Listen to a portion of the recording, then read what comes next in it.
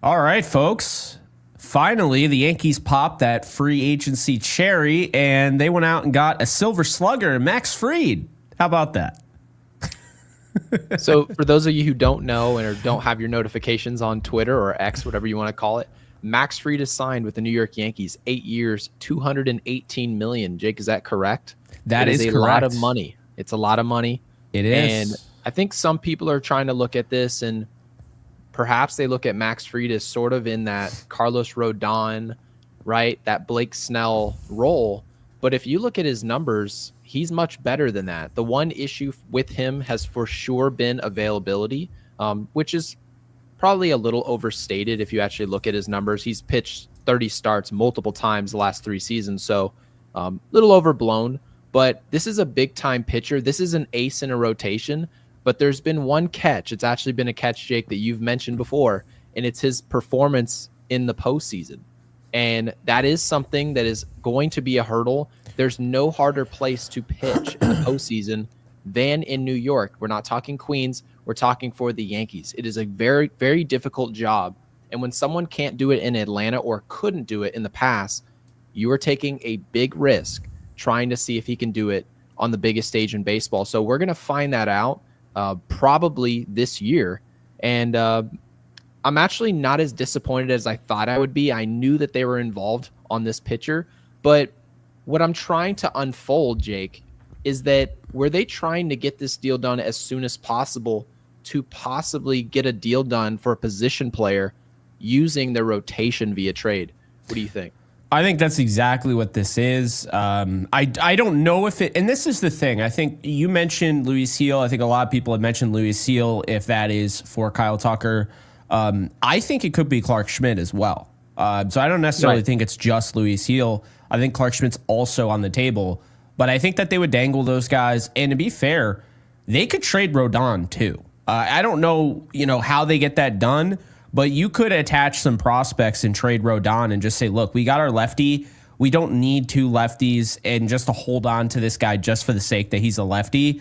So I think it's going to be really interesting, Gary, because we have no idea. The Yankees have been essentially when Soto signed with the Mets, it opened up Pandora's box. The Yankees can do anything at this point, and it really isn't going to shock me.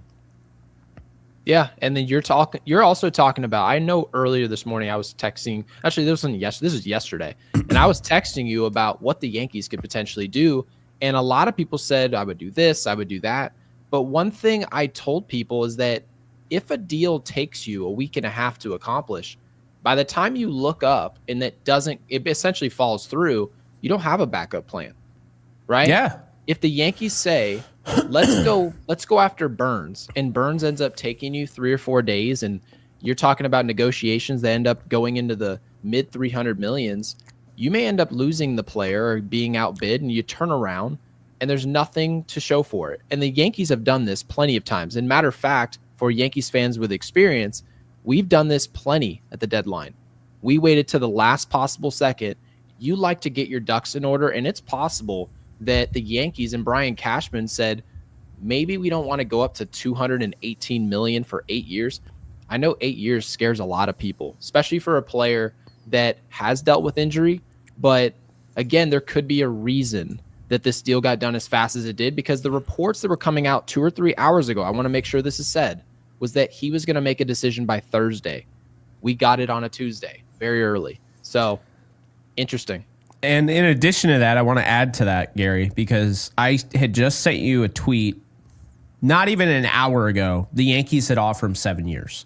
So this is clearly something. This should get Yankee fans excited for just the simple reason that they upped this to 8 years to get this done now.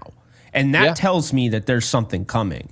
And it's going to be big. I really do believe that. Whether that's spread out and it's, a bunch of, role players, or it's them going out and getting Kyle Tucker.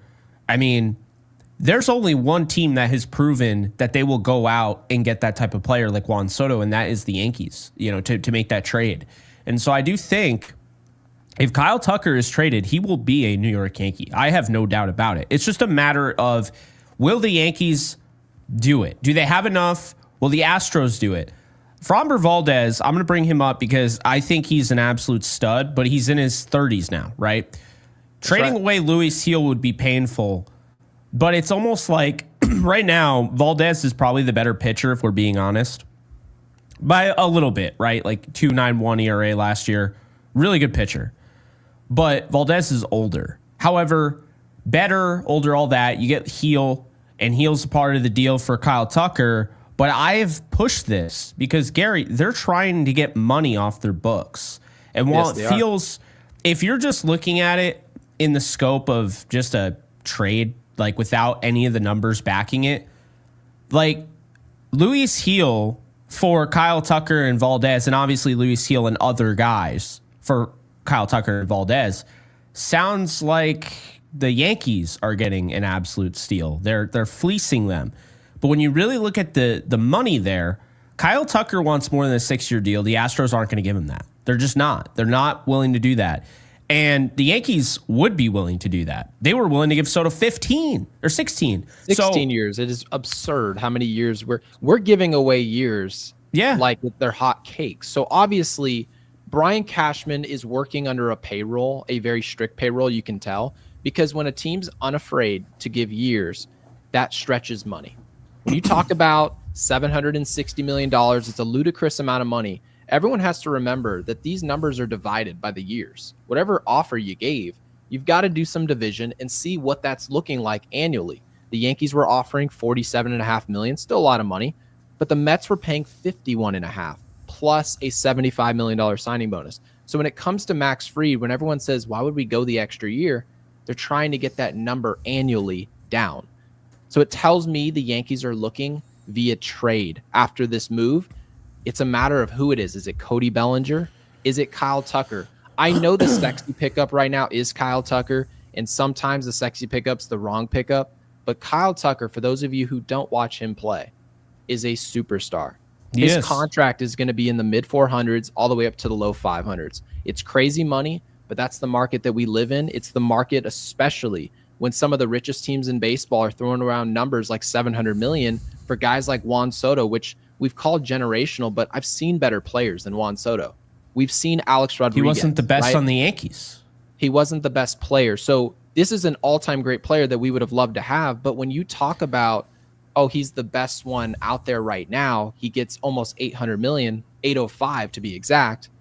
Yeah, players like Kyle Tucker are going to get $400, $500 million contracts. So we have no idea what this means. This very well could be Cody Bellinger. It could be anybody. But the Yankees right now, based on the fact that we all got a notification, I don't know if you guys all have Yes Network downloaded to your phone, but I got a little ticker notification that said the Yankees are willing to go 7 years.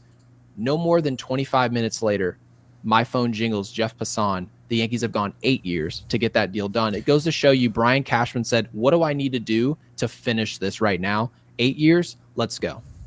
Yeah, I love it. I actually love the aggression. Would I have preferred Burns? Yes. Is Burns out of the question? I don't know. I really don't know. We're going to find out. What is this Yankees team? You know, they told us, and Gary, I actually have a theory. When Hal mentioned how, you know, it's not sustainable and basically alluding to the idea that they might want to start pushing back a little bit on their spending.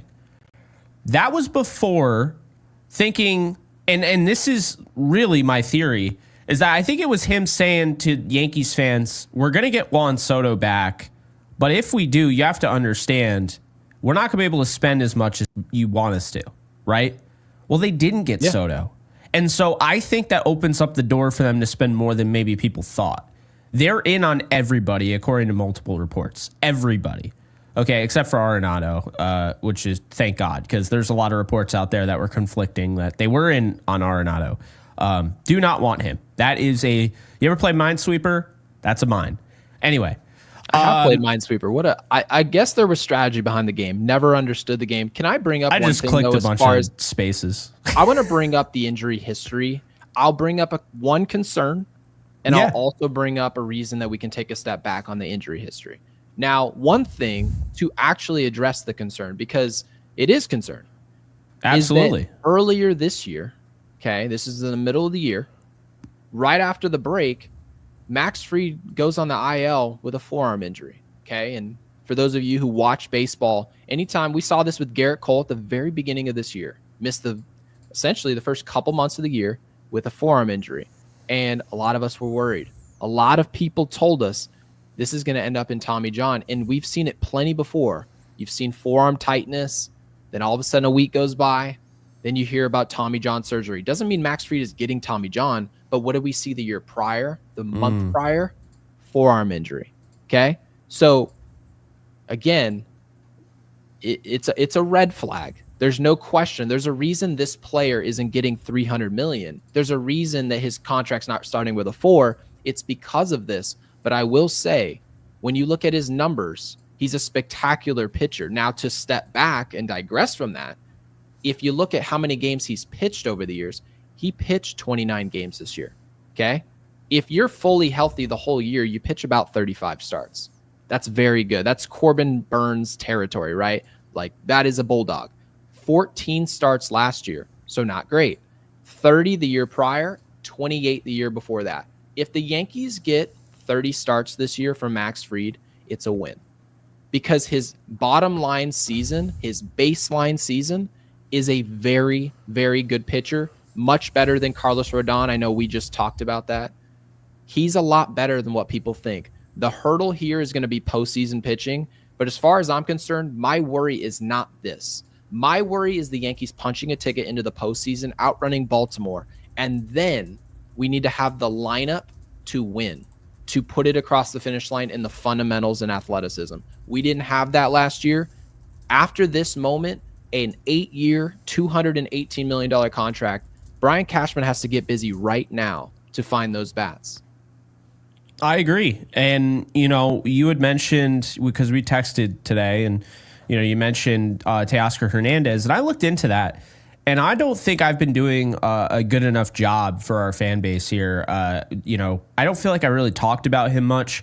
I actually like that because I don't think that, I don't think that move would be bad. I don't think he's a bad fielder by any stretch. He had a +5 DRS, which is defensive runs saved in right field. Not as good of a left fielder, but for some reason, I think he'd be a really good left fielder in the Bronx. And he's got a cannon for an arm. So if you have him in left field and you have Judge in right field, you're not getting home. And that was the thing. I felt like having Judge in center field, that's nice and all. But first off, it puts a lot of pressure on him, just physically, right? You're probably scraping away one of those years that maybe he would have done a little bit better, but because he played center field, he was worn down. Teoscar Hernandez has a cannon in left field. He is a solid defensive outfielder, a astronomically better outfielder than Juan Soto. So you put him out in left field. You have 2 cannons in both corner outfield. But you know what? The reason why I felt so good about Teoscar Hernandez, this guy absolutely rakes at Yankee Stadium. Yeah. He is, and it'd be really funny, because I could not stand watching him on the Dodgers, because every time he would come to Yankee Stadium, he'd just have so much success. But if he's playing at Yankee Stadium for half the season, he might have a 40 home run season. Can I bring up one thing about Teoscar Hernandez? Because of course, I've been high on this player for months now, right? Mm-hmm. And it always seems a little counterintuitive to talk about a player from the team you just had to beat. But that's the nature of this business. He's a free agent. And there's a reason that Teoscar Hernandez has taken this long to sign. He very well could go back to the Dodgers. But there's a snag somewhere, and it's contractually. Now, when it comes to Teoscar Hernandez, what does he excel at? What does he struggle at? You can look at him and say, he's a pretty well-rounded baseball player. He really is. Cannon out in the outfield, very good outfielder. You mentioned to me 5 defensive runs saved. He's a good defender. Left field at Yankee Stadium is the most demanding position at our field. So when you put somebody out there, it is demanding. So I'm going to say this about Teoscar.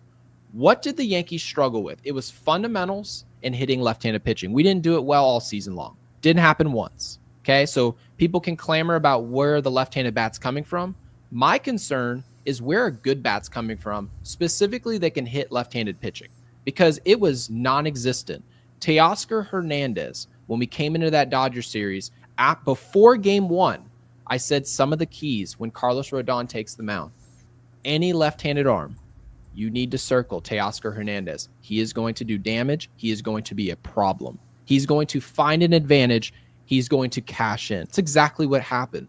That's the type of player you want on your roster. So again, we have no idea if Teoscar Hernandez is even part of our organization after this winter meetings, essentially.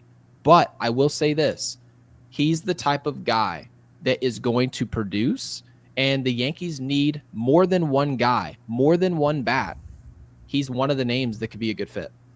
I absolutely agree. And I think, you go back to Toronto even, he's been a thorn in the Yankees side. So to get him off the board and put him on your team, that would be huge. In addition to that, looking at his Savant page, I mean, this year his fielding run value is bad. But, in the past, it has not been that bad. And, I think with him, you're getting an athlete too. Like this guy, he has an 83 sprint speed, 83rd percentile sprint speed. He's already one of the fastest players on the team. That's actually pretty surprising.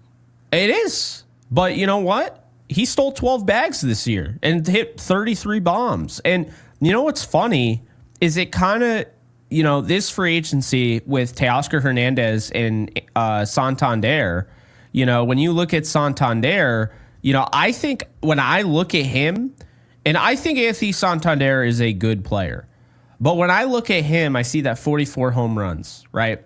And hitting 235. And I instantly think of Edwin Encarnacion. That is who you're getting. But I think with Teoscar Hernandez, you're getting somebody that can add a little bit more in different ways. I mean, Anthony Santander is exactly who the Yankees you would expect to go out and get. Strikeout or home run, 18 sprint speed. That's why I did not want him at all. That's why, while it would be nice to have those home runs and take him away from the Orioles, and he's 2 years younger, I'm telling you, Teoscar Hernandez is not a bad move. And if you can get him for under 6 years, for the contract, you just stole him. Yeah, and then you also have to remember the conversation we had yesterday. Aren't the Yankees going to be, you didn't spend money on Yamamoto. You didn't win those sweepstakes. The Mets lost those sweepstakes as well. They turned around and got Juan Soto. Yeah. Who did we turn around and get? Okay, now Obviously we just signed Max Fried, but that's not $700 million. We get it. You don't have to go tit for tat and spend exactly $700 million. But the Yankees have some shoes to fill. They do. They do. And in the field, that hasn't been accomplished yet. So, Jake, would you say it's safe to say the Yankees overpaid, I guess, quote unquote, to create a surplus in the rotation so they can get busy via trade? Are you in agreement with that? Yeah, I think it makes sense. And, the thing is the Yankees still have arms that they could trade outside of, the big two. I mean, you still have Stroman, you still have, Poteet, you still have Cortez. I mean, say what you will. I know a lot of Yankee fans are out on Stroman and Cortez and whatnot. There's definitely a team in this league. If there's a team right now that's paying $18 million to Lance McCullers, there's a team in this league that would take Marcus Stroman and feel good about it. So that's the thing is that, you could say what you will, but the Yankees have some ammunition that they can move. I think that they should really be focusing on getting Kyle Tucker. I would try to get Kyle Tucker, and I would, I'd be really interested. I don't know what it's going to take, but the Devin Williams interest is really fascinating because you were actually the first one to bring it up at the beginning of this show back in March of last year, right? So I didn't forget about that. So to be fair, there was no Luke Weaver in existence. Now, that's true. It seems like we found a closer, but you can never have too many arms. Obviously, the Dodgers showed that. They were absolutely sensational. Not with the way Boone uses them, too. That's the thing. Exactly. The way Boone uses the relievers, I think it adds value to getting a Devin Williams. It adds value to signing Esteves or Tanner Scott. So don't forget that because I think that plays a big role there. Whether you like Boone or not, you can't disagree that I would say he overuses his bullpen. Yeah, and can I actually bring up a point that was brought up to me via Twitter? For once, I actually found some value there. It was nice. It was actually brought up about the Yankees, quote unquote, overpaying for Max Fried, create a surplus, And now that you have enough arms, you can potentially say, okay, Luis Gil, very talented. Another team should absolutely feel like you have a future with this player. We can flip him for a star, but if we're going to do that, we need a handshake agreement that we're getting an extension done. Exactly what you saw from the Atlanta Braves with Matt Olson. We need that going. This is not a Scott Boras client. This is somebody who is most likely, especially a player who's off an injury in 2024, that will be keen to signing a deal to lock up his future with a contender. Kyle Tucker can do that in New York. He can. There is no guarantee we're getting this player, but I will say this. If we do not trade for him, we are now leaving ourselves susceptible to not only not replacing Juan Soto, but not even coming close. And I'll tell you this. If the Yankees don't improve on their team from 2024 to 2025, you will have no chance to beat any of the teams, not just in the American League, but any of the teams that come out of the National League between the Dodgers, the Mets, and the Padres. You are not holding a candle to those teams. So for us to come into 2025 and feel like, well, we really regressed and it was because of just the decision of one person, that's a real mistake. And that's frankly malpractice from general management. So my expectation is aggressiveness and being smart. There's a such thing as spending money just because, but there's also a such thing as pulling the trigger on trades that would improve this team. I think there are plenty of them out there to be had. I know the Yankees are currently, we see reports from John Morosi that the Yankees are in on Christian Walker. I think that would be a nice little pickup. Very underrated player out of Arizona. So there are ways for this team to get better, but it's not just going to be free agency signings. It could potentially be via the trade market. Yeah. And, I want to point this out. Peter Appel 23 on Twitter posted this. I thought this was pretty cool. Max Fried has thrown 824 innings since 2019. That's 20th in the MLB. In that span, he has a 3.06 ERA. Only Garrett Cole has a lower ERA among those 20 pitchers.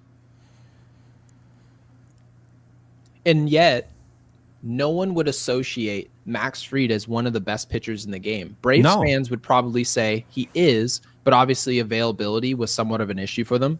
Yeah. Availability for their whole organization, right? Ronald Acuna Jr. goes down 2 blown ACL. So obviously their injuries have been a concern in Atlanta, but you don't associate him as one of the best pitchers. Why? Because he hasn't gotten it done in October. So it's going to be interesting.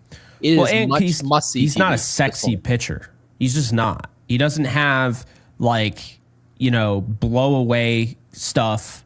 He's a ground ball pitcher. He's 94, 95. Obviously, he can reach back and get up to 97, 98, but he's not the type of guy where you turn on the game, it's the 5th or 6th inning, and he's lighting up the radar gun. He's a craft guy with great stuff and someone that Matt Blake, I'm sure, is going to enjoy working with. But reality is, this was the point that someone brought up. They said if the Yankees decide to trade arms, which no one wants to give up talent, right? Obviously, we did it with Michael King for 1 year of Juan Soto. Shouldn't the Yankees feel comfortable giving up proven talent in the rotation, given what Matt Blake and Brian Cashman have done, dumpster diving? I would say so. I would say if there's any risk I'm willing to take with this Yankees team, it is trading away talent out of our rotation and out of our bullpen and out of our farm system that pitch in exchange for bats, because the bats and the fundamentals have always been the problem. Position players are the reason we've gone home for about 10 years in a row.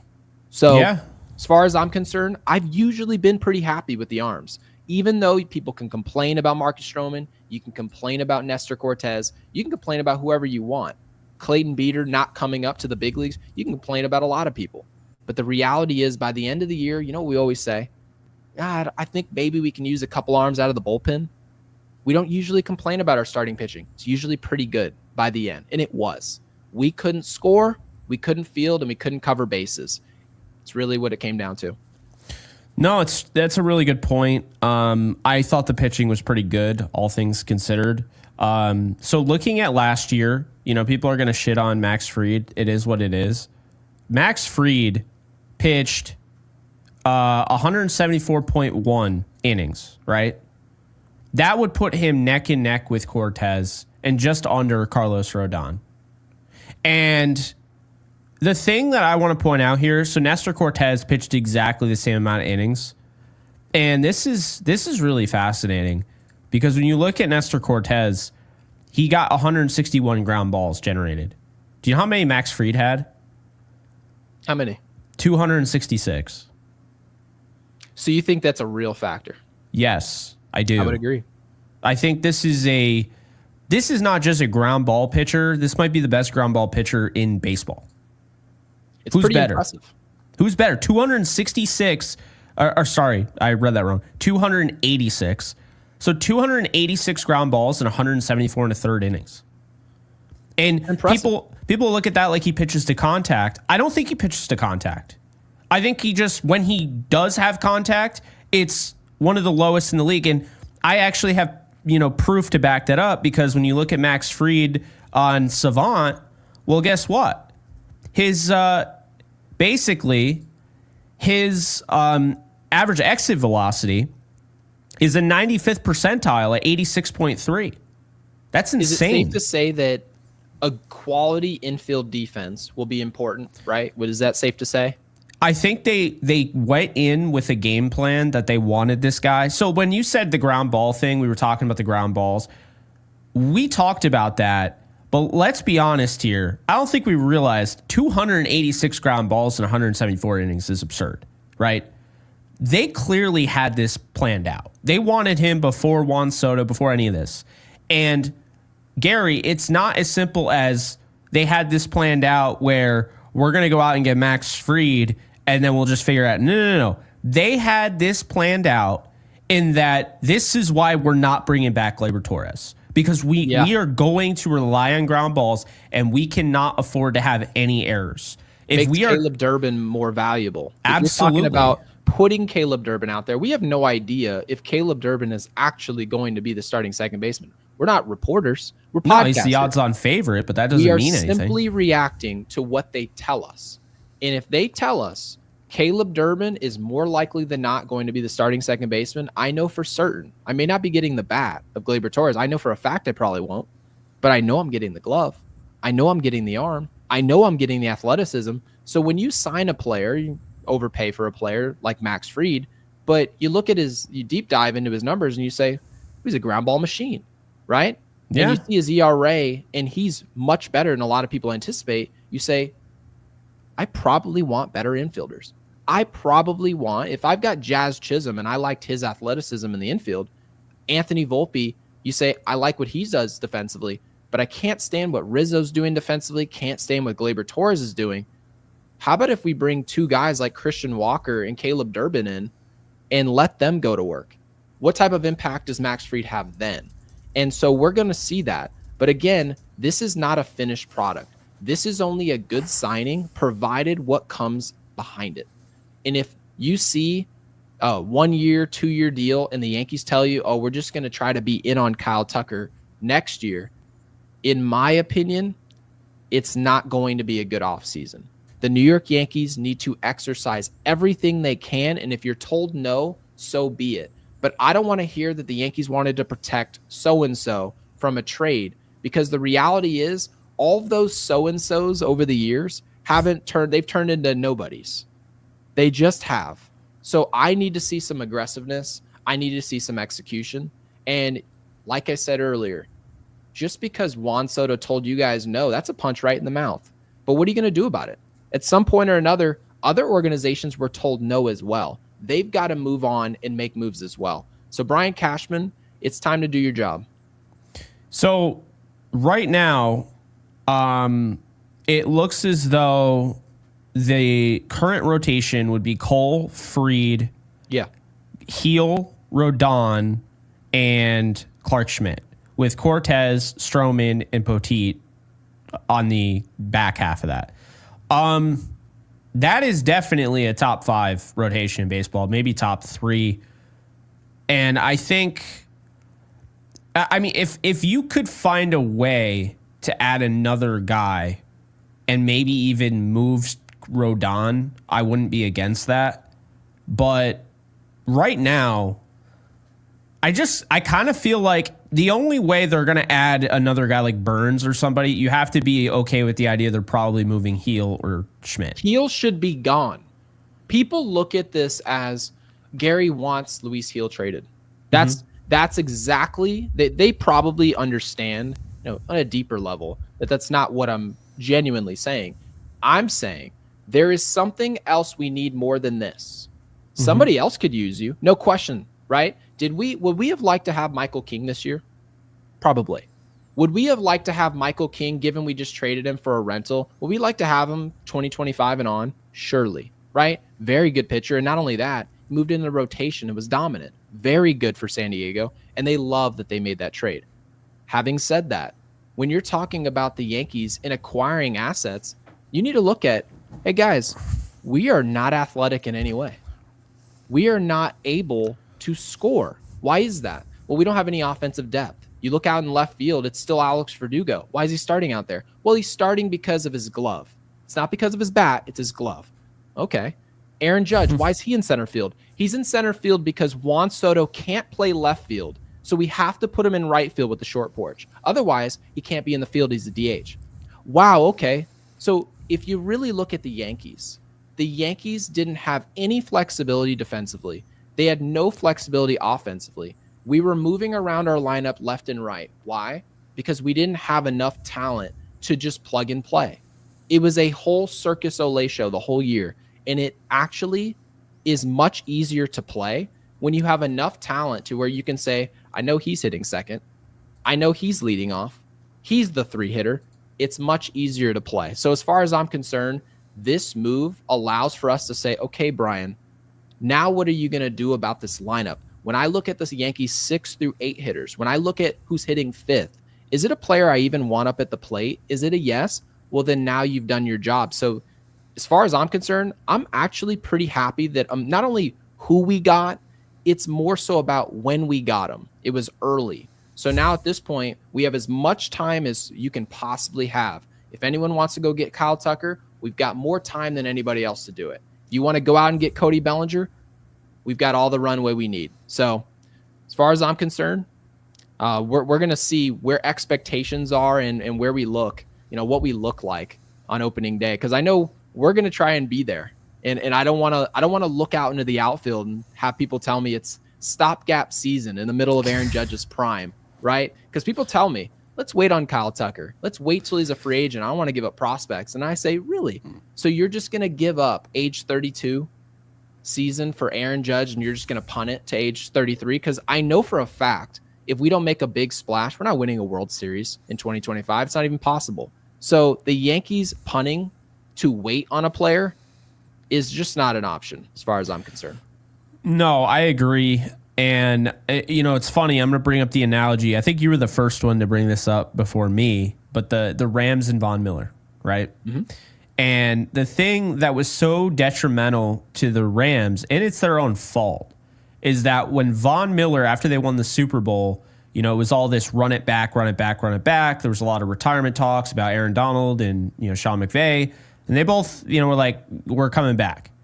Von Miller never, kind of like Soto, never committed to coming back. And they just continued to wait and wait and wait. And eventually, everybody in his position group was gone.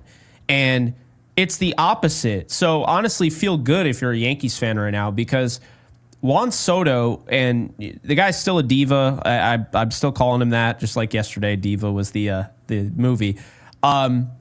Juan Soto signed early on in the process. It gives the Yankees the flexibility to now really do whatever they want. Whereas when that happened with the Rams and Von Miller, by the time Von Miller chose to go to the Bills, which shocked everybody, there was nobody available to replace him. So that's not the case right now. The Yankees have plenty to replace Juan Soto. I'm not saying that it'll be a perfect replacement. I think the only guy that you can get that would honestly be a better replacement, like that be better than having Juan Soto in right field, is Kyle Tucker. But I do think there are options. I think Teo, if you can get him under 6 years, like I'm saying, if you're paying him like 9 years, 10 years, no. He's 32. If you could get him at like a 5-year deal, he's not going to. And this is another thing, Gary, that I wanted to bring up because we were talking about this. And I actually don't think Kyle Tucker's going to cost as much as, maybe we were talking about. Because I was thinking about it. And I looked at that top contracts in baseball history. And if you look at it, Juan Soto got the money he got because he's 26. If he was 30, he wouldn't have gotten that money. So while yes, the shift in baseball, you'll probably see more bigger like deals and higher AAVs. But, let's not do mental gymnastics here. It's very simple. If you're not a young baseball player, you're not getting $400 million. And so that is a good thing for the Yankees, is that, a good move for Teoscar Hernandez. He might get $200 million. He might get less than that. But he's not going to be $300, $400 million. Neither is Santander and, any other hitter. I don't think any hitter in this free agency is going to get, I don't think they get over 300. I don't think there's one hitter the rest of free agency really gets over 300 million. You mean this year? Yeah, next year. Now, next year, keep in mind, Tucker will be close to 29 years old, right? Yes. So at that point, Tucker, the best he could do is 400 million and maybe even under that. So that's why the Yankees need to sign him. If they acquire him, they need to have a sign and trade, just like, as they've brought up multiple times, Matt Olson to the Braves. Yeah, so my expectation is that if Kyle Tucker's 29, I'm assuming any of these deals to get a player of that stature, you're talking about a contract that's going to take you to their age 40 season. That's usually seems like the contracts. And some of these deals are ending. The Yankees offered a Juan Soto. He would have retired at 42. I don't think people realize what we're really talking about here. So when you're talking about Kyle Tucker, it's not, because people in our comments are going to say the same thing, and we understand it. We actually agree with you. It's that these contracts are lunacy, but it's the way that baseball's set up. If you go out there and you're being sensible with what you offer these players, somebody actually tweeted to me earlier today. They said, "What do you think about Kyle Tucker?" I said, "It'd be amazing." I said, "Great. We can probably get him for $300 million next offseason." I said, "Do you pay him what you felt like paying him, or did you want to pay him what's going to win you the bid?" Because agencies want to win bids. That's the way that this goes. And if they want to go to a team, it needs to be close enough. Players not going to give up $200 million to go play with your franchise. It doesn't work that way. So when it comes to the Yankees, if you're going to go trade for a player like Kyle Tucker, that contract could float. My prediction was near $500 million. The reason for that, I'm assuming this deal is going to take him through his age 40 season. He's not going to be good at 40. He's not going to be good at 38. You know when he's going to be great? When he's 31, when he's 30, when he's 29. Because guess what, guys? You sign these free agents. Max Fried's not signed to an 8-year contract to be good in year 8. He's going to probably be mediocre at best, and that is at absolute best in 8 years. The objective is to win a World Series sometime during Aaron Judge's prime. Okay? If that doesn't happen, the Yankees have failed. It has been a complete miserable dumpster fire, and they understand this. So I understand people want to give short-term contracts to everybody, paying less money and getting all these people to take discounts. Free agents, they do not, it just doesn't work that way. Being sensible gets you to lose negotiations. I guess because I've had Twitter open as well, just making sure we don't miss anything. And I'm seeing a lot of Max Fried was a total overpay. This is a panic move. And Gary, I got to be honest with you. The AAV tells me this is actually a great move, and I don't even think it's an overpay. So you're telling me he gets a little bit more than Yamamoto and Rodon. That's what you're telling me. Because Rodon got $27 million, right? Yamamoto got $27 million. Trey Turner, this is like Trey Turner, except not 11 years. But that's the AAV. And we're talking about like Glass now. He's getting paid less than Glass now. He's better than Glass now. He is. Well, Glasnow is quite literally never available. So when it comes to health, Tyler Glasnow is not even really a professional baseball pitcher. He is hurt every single season. So I don't understand how people can look at Max Fried and you look up and he goes, "Oh, he pitched 30 starts last year. He pitched 32 starts the year prior." It's not the same. It's not the same thing. So and obviously, is Blake Snell worth 36.4 compared to Max? Would you pay Blake Snell $9 million more a year? I wouldn't. Well, I would if I was the Dodgers. I personally, if I'm a major market, I don't really look at this through the lens of what's he worth. I look at it through the lens of, do I need him?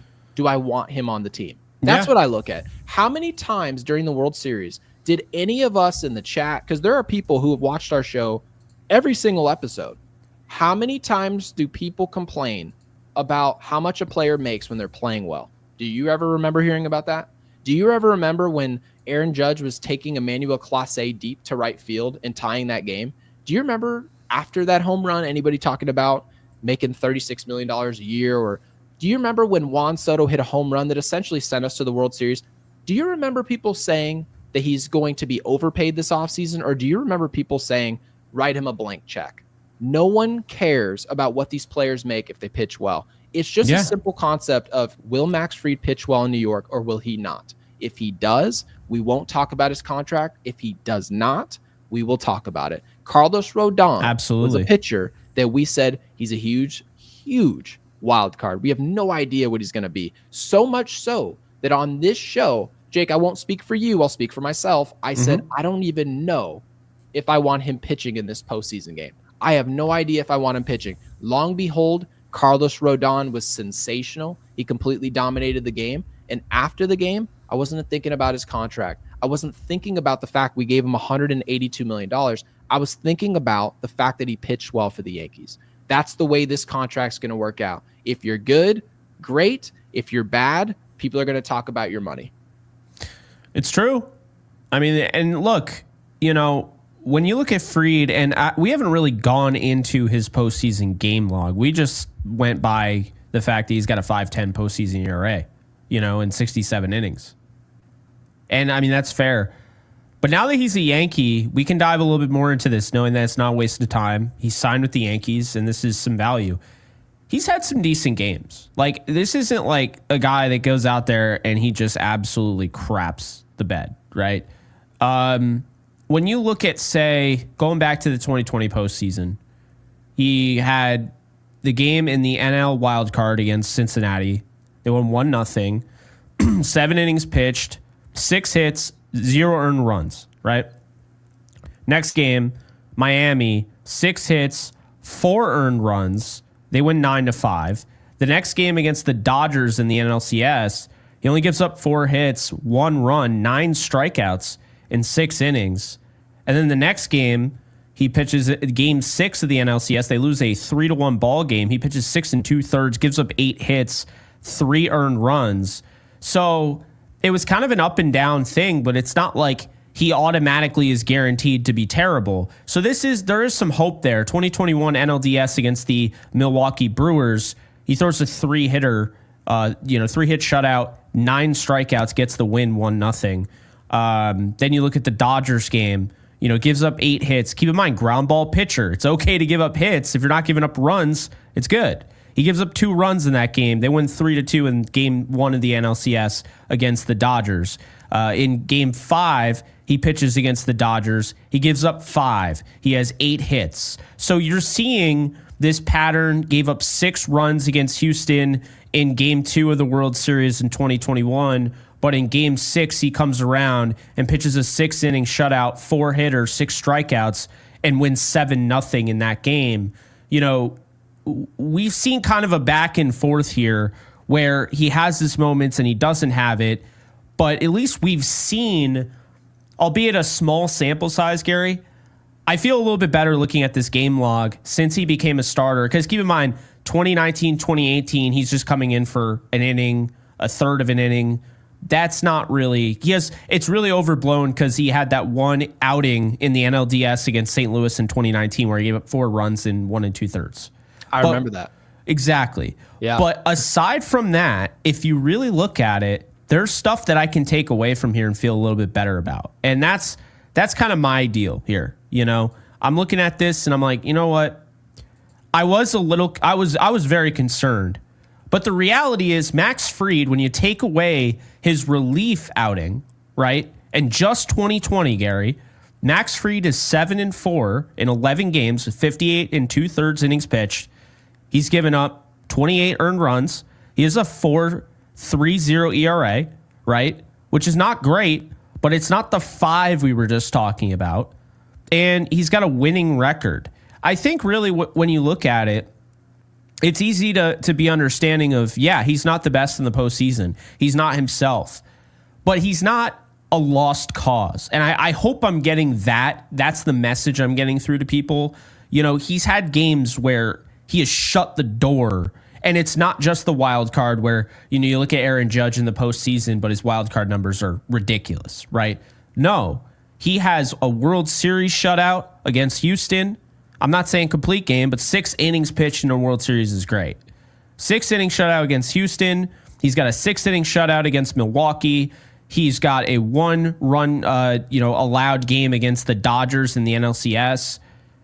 He's had some good moments. He had the 6-inning shutout against Cincinnati as well. So 7 innings. Can I ask you the question Yeah. this is about Aaron Judge, right? And how it pertains to Max Fried. Mm-hmm. If Aaron Judge became a free agent this winter, okay, is he 31, if I'm not mistaken? By the way, you know who knows Max Fried more than you and I? Who? My Aunt Jody. She is a Braves fan, and she is a huge fan of our show. Well, Jody, welcome in. We appreciate you. So when it comes to Aaron Judge, he's 31 years old, or is he 32? I want to make sure I get this right. Aaron Judge? Yes. Okay, so, Max Fried is still 30. He'll be 31 No, I just soon. want to know how old Aaron Judge is. That's it. Aaron Judge, I'm pretty sure, is still 31. Perfect. No, he's 32 now. Okay, he's 32. So he's 32. He's 32 already, okay? Mm-hmm. If Aaron Judge became a free agent right this second, how much money would he get paid, would you say, on the open market annually? And obviously, he would get a contract till he was 40 by whoever. But what would he get in today's market after we just saw Juan Soto sign? 400. He would get $400 million over 8 years. Perfect. How much money is that per year? Oh, boy. You're putting me on the spot. Okay, 400. So 400 divided by 8, it gives you $50 million. $50 million. Probably should have been able to do that in my head, but I digress. Point being, guys, Aaron Judge has been a dud in October. He's done nothing, absolutely nothing. And on this show, I said I expected to turn around. I think he's a great player. I think he'll be remembered as an all-time great Yankee, but he's done nothing in October. And I just told you, if he was a free agent, what do you think you'd get? Jake, you give me the answer. You get $400 million over the span of 8 years. You're probably right. If Juan Soto gets 51 and a half, and people say, well, he got that type of money because he was 26. No, look at annually what he got. It was 51 and a half. Aaron Judge is a better baseball player than Juan Soto. Yeah. So the question is, it's either 400 million or 500 million. That's your answer over 8 years. And he's done nothing in October. So when it comes to Max Fried, there are a lot of guys who, if they were free agents, they would get a ton of money, and they've shown nothing in October. So as far as we're concerned, this is just a huge wild card. He's going to be sensational in 2025 during the regular season if he's healthy. That's exactly what we're going to see. But what don't we know about Max Fried? We don't know how he's going to respond when the bright lights come on.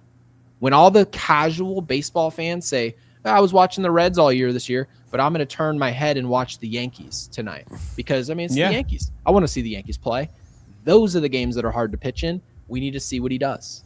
And no one's got a real, genuine answer as to how that's going to be because that's in the future.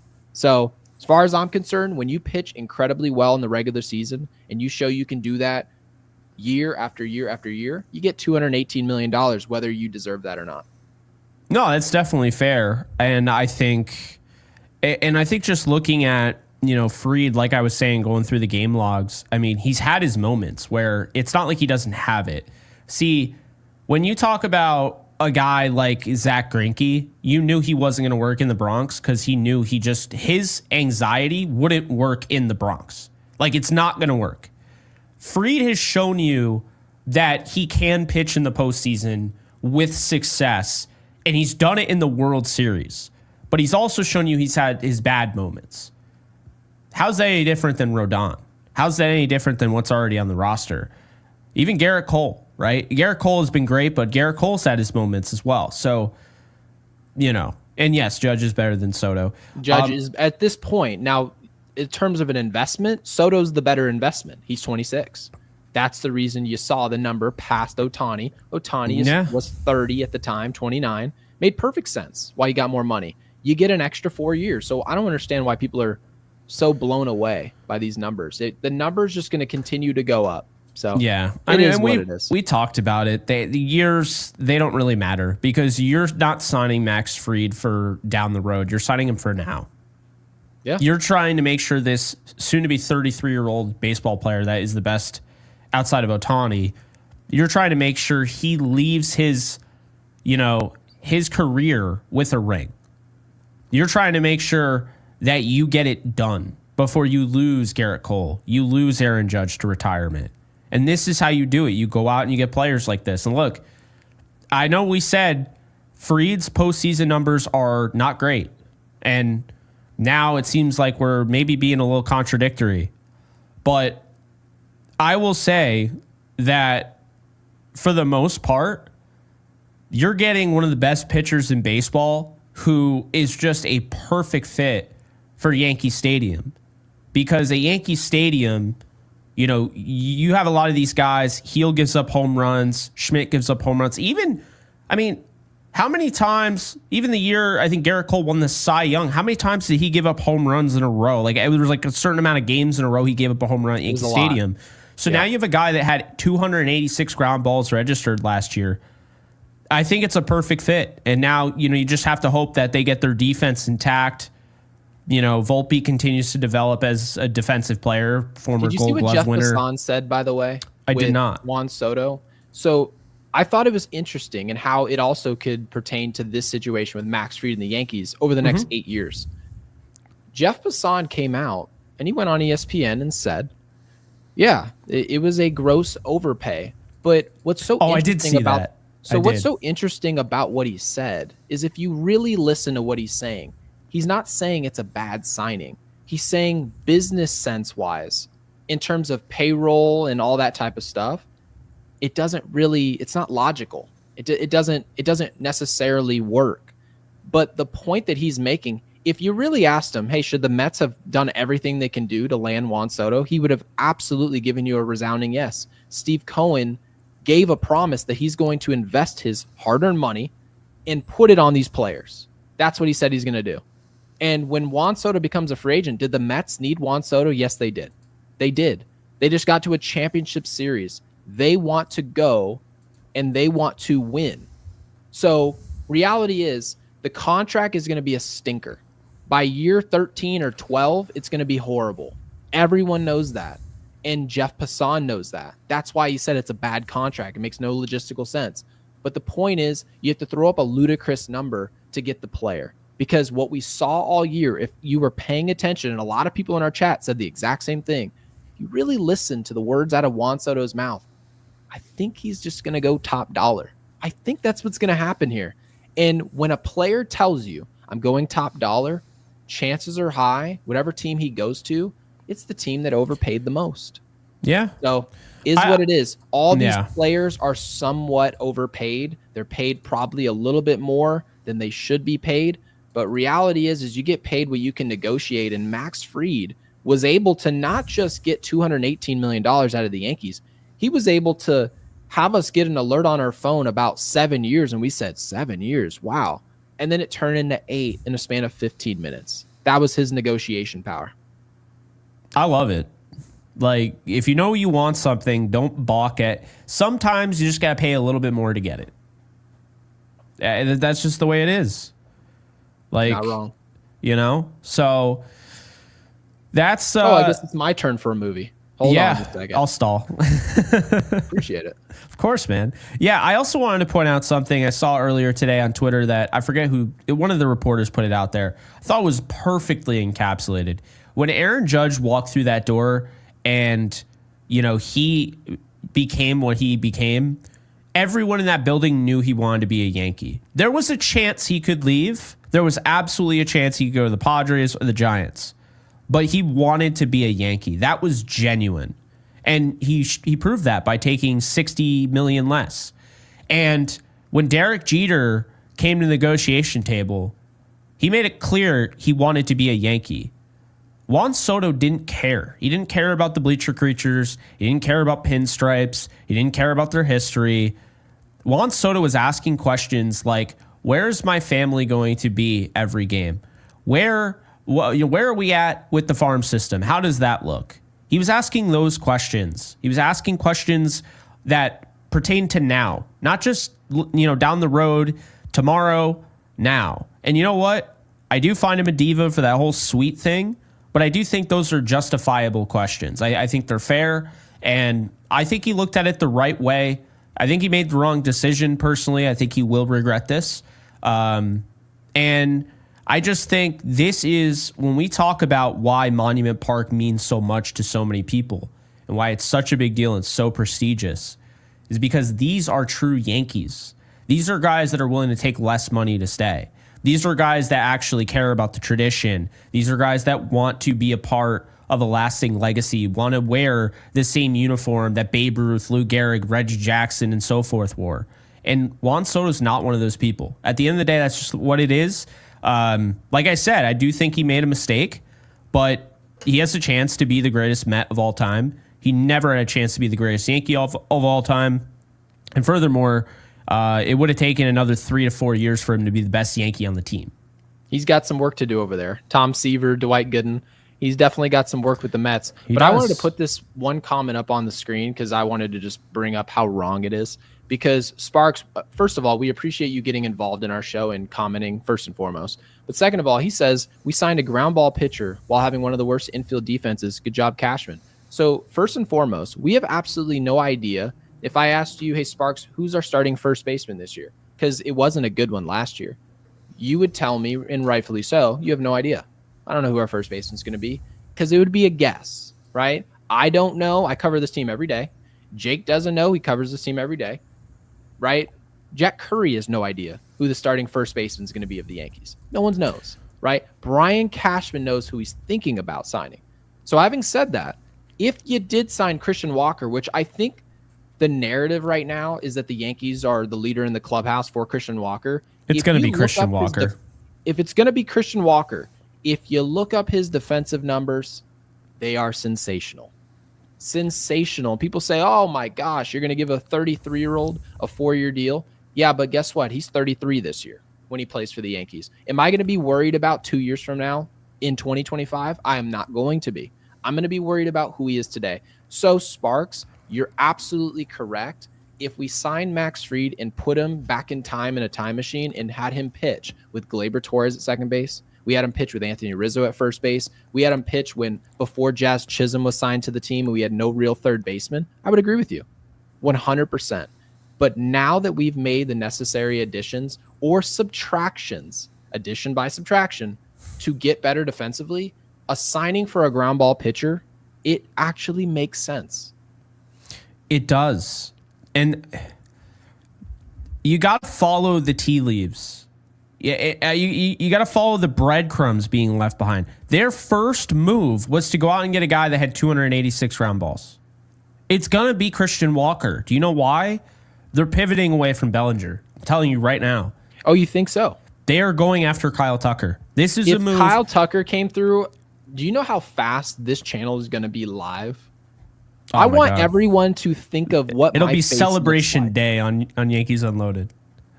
And I'll be I don't care happier what than I the was when number they is. got Juan Soto. I'm being dead serious. I've never, because Juan Soto, we all knew he was going to the Yankees. No team was interested in offering. They took what they could get. Juan Soto was always going to the Yankees. That was the worst kept secret for months. If they got Kyle Tucker after losing Juan Soto, no. I mean, can I say one thing about the last thing? And then I also have my movie. Oh yeah, that. So when it comes to, oh gosh, what was I going to say? No, it's gone.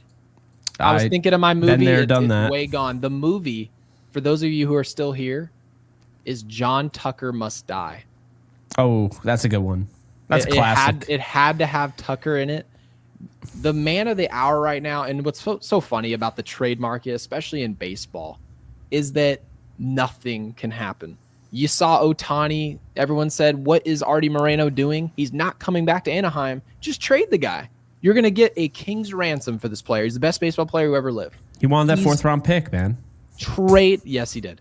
Trade this player, right? It makes total sense. And what did he do? We saw report after report, Artie Moreno just doesn't want to be the guy who traded Shohei Ohtani. I'm like, we're not going to think of Artie Moreno anyway, ever.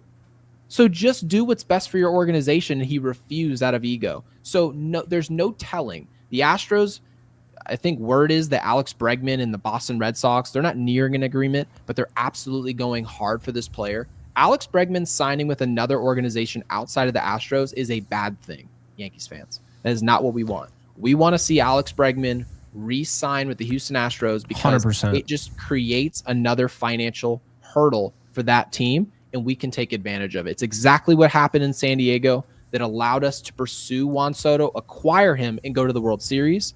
We were able to take that player who was making $31 million. San Diego said they couldn't afford it. Don't know why, but that's exactly what they said. So we sent him Michael King. In this situation, the Yankees got punched straight in the mouth. You lose Juan Soto. What are you going to do about it? We have no idea. We might do nothing about it. And then all of a sudden, Kyle Tucker becomes available because of budgeting. Yeah, I'm going to go ahead. You want Luis Gil? You want Jason Dominguez? You want Spencer Jones? Here you go. But before you show up here, I need a handshake agreement, exactly what we saw from Matt Olson, that you're going to be here for the foreseeable future. I'll give you 400, 500, however much money you need. Whatever that number is, Hal Steinbrenner should be signing it right on the dotted line today, and you get that done. Absolutely. I will say this last thing that I'll say about this. I do think the Fried deal had a lot to do with lowering that AAV, getting it down to 27 million. I know some people are like, lowering it? You're telling me they were in 30? Yes, I'm telling you right now, they probably were around 6 years and probably were looking at like 35 million, right? So I think they lowered that thing down to give them more flexibility in the short term, which tells you the direction this team's going to go in. And that's a team that could trade away Jason Dominguez. That's a team that could trade away Luis Gil. This is a team that knows they have to win now. They have to get at least one with, okay, we talked about with Soto, now we're talking about with Judge. Judge is only getting older. He's going to be 33. Garrett Cole's only getting older. He's going to be what, 36, 37? It's coming, right? So you have to understand, you have to be able to do something with these guys. Otherwise, it's an absolute failure. So that's how I feel. I just think that AAV being down gives them more flexibility. And I think that's why they're probably going to do the same thing. They might have a little bit of a longer deal for Christian Walker than people are comfortable with. They're going to keep that AAV low. And I think that's going to allow them to offer. I think they might end up getting Kyle Tucker. I think right now a lot of people are, kind of back and forth. Is he going to get traded? Is he not? I said earlier in the show, if you missed it, I'll say it again. Kyle Tucker is either getting traded to the Yankees or he's staying with the Astros and he's going to take Cohen's money next year. That's what's going to happen. Yeah, I'm not exactly feeling confident. I'm just not, right? We just have no idea. They tell us players are on the block every other week. Nothing happens. So I'm going to stay hopeful. Kyle Tucker's the real prize. There's no question about that. There's no other way for the Yankees to land on their feet. There are good moves to be made, but if Kyle Tucker comes walking through that door, then suddenly you went from being on the mat to we're right back in business. And that is a good thing, especially when you lose a player as good as Juan Soto. All right, this is weird. I'm now seeing from people that I trust that cover the Mets, Crochet is apparently their move right now. Okay. They are not expected to land Corbin Burns, or they were not in on Max Fried. So I guess the Yankees are going with win now, and the Mets are going with win long term. It's weird to me when you have all that money, you wouldn't just go after Corbin Burns. And you're going to trade for Crochet. People did say that spending all this money, as far as Steve Cohen goes, presents problems. And what are those problems? All your players are highly paid, and eventually one of those players isn't playing well. A couple of them aren't playing well, and you can't get rid of them. We've seen it. And guess what? When you actually trade for a player like Garrett Crochet, he's not just a great pitcher. He's young and cheap. So when you talk about a solution, he will want a deal. Right. But he won't need a deal right away. So at that point, you're talking about a player who's not going to be making $40 million this year. That is a valuable piece to a team that spent $50+ million this year on Juan Soto. So is what it is. If they get Garrett Crochet, we need to do something about it. We have to also stop looking at these other organizations as to, oh God, like what is it going to be? The Yankees need to be good enough. It is the Yankees versus the Yankees when we get to October baseball. And if you don't like who the 7 through 9 hitters are, does it really matter what the Mets did? Does it matter what the Dodgers did? Probably not. I don't think the Mets lineup is still not going to look that great, in my opinion. I'm willing to bet they went all after Soto for the long term and just to establish their dominance. But I don't necessarily think, like, they're in on all these guys, but who are they signing? They're signing Frankie Montas. They're signing Clay Holmes. They're giving $9 million a year to Jonathan Loaisiga coming off a major injury. I'm just saying, man. But that's going to do it. We appreciate you guys hanging out with us. Be sure to hit that subscribe button. If you're on Twitter right now, head on over to YouTube, Yankees Unloaded. Give us a subscribe there. Be sure to hit the like button if you enjoyed this. And be sure to drop, I almost said Kyle Tucker must die. John Tucker must die in the comments section below for the movie if you stuck around and you made it to the end. So we really appreciate you guys. And we'll see you guys for tomorrow's show. I believe that one is starting at 8. So, and maybe we'll see you before then. Who knows? But we might see you end up tonight if there's a huge deal is done. So we'll see what happens. And like this video.